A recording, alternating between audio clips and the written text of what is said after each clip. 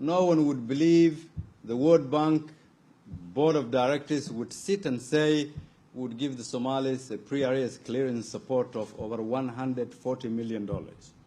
A year and a half ago, no one would believe that the IMF would say the SMB3 seems to be successful. Now we will need to start thinking of what we call an upper credit tranche. A year and a half ago, no one would think the business community would be paying the highest taxes they've ever paid, not because they want to alone, but because they have more trust in this government than any other government that came to shape this nation. A year and a half ago, no one would believe there would be a government with a clear plan and direction that understood defeating terrorism means that you should have inclusive politics that work. You should have an economic agenda that works. You should have legitimacy from your people through provisional services. That those who work for you should be paid when the month ends, that they do in Norway or in Brussels. And that is why what we have been doing close to 18 months now. Everyone who works for the government, parliamentarians or ministers or civil servants, have been paid every single month.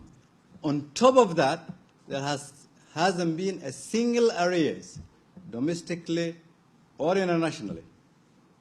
The governments who came before us has managed to accumulate arrears locally only of $70 million, close to $70 million, while we as a government have managed to keep a clean sheet.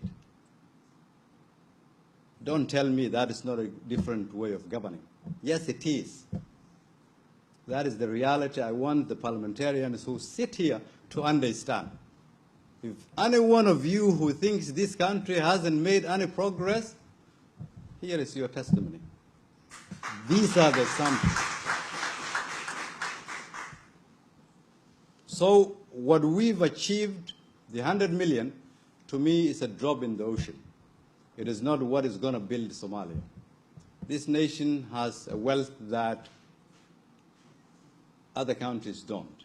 Potential that has other countries don't. A youthful population that can turn a page, who can rebuild this country.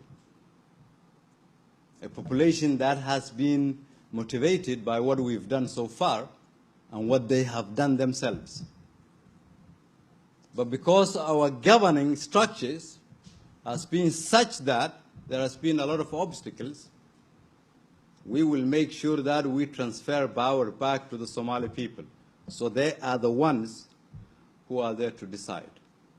It is our job to be accountable, not only to you, but to the Somali people.